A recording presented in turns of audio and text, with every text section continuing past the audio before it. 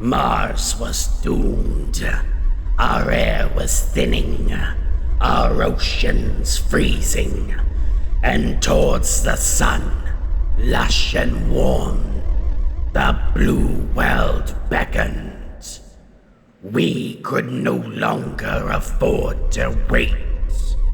Our guns fired, and across the yawning gulf of space we hurtled.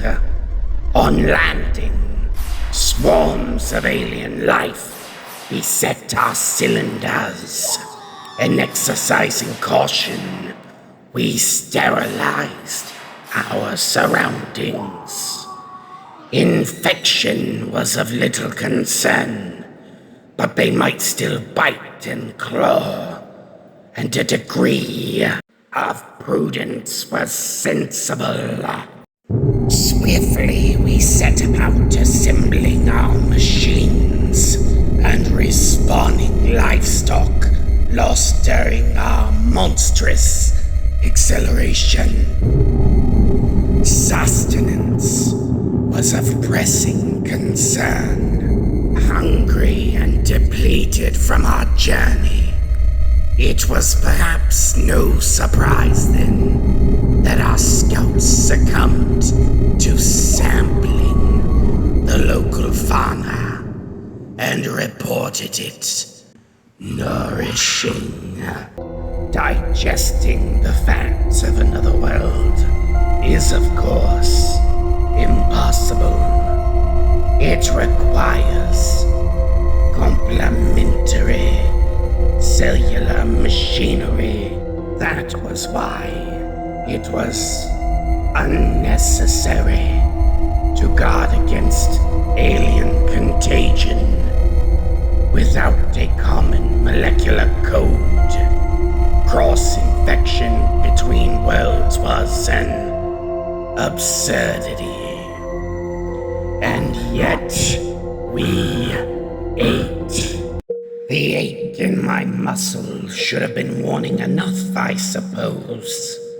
But I put that down to the immense gravity, the heat.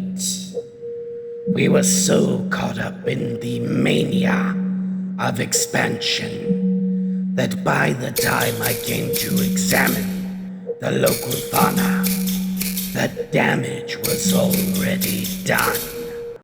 Coughing wetly, my vision swimming, I scrutinized the alien bacteria, multiplying under my microscope, but could not fathom what I was seeing. Their nucleotides appeared the same as ours.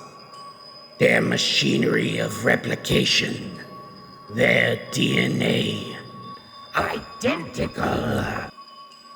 And in a flash, I realized our mistake.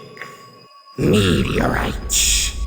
Their impact on the surface of Mars routinely threw fragments of crust back into space.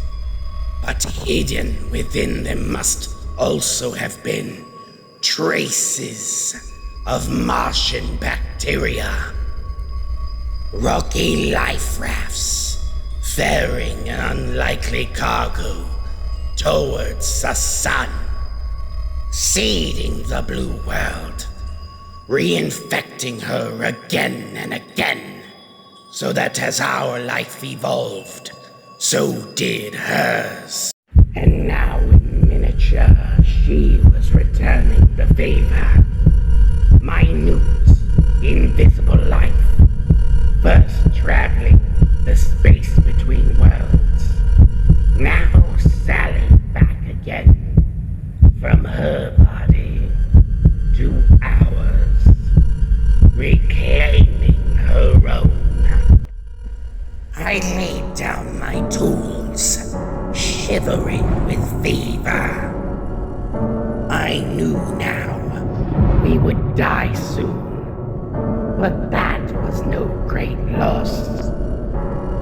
Instead, I felt a trembling, exultation, a rush of something and I called out to my comrades in triumph. We have prevailed, I told them. Not today, perhaps, but 1,000,000,000 years before.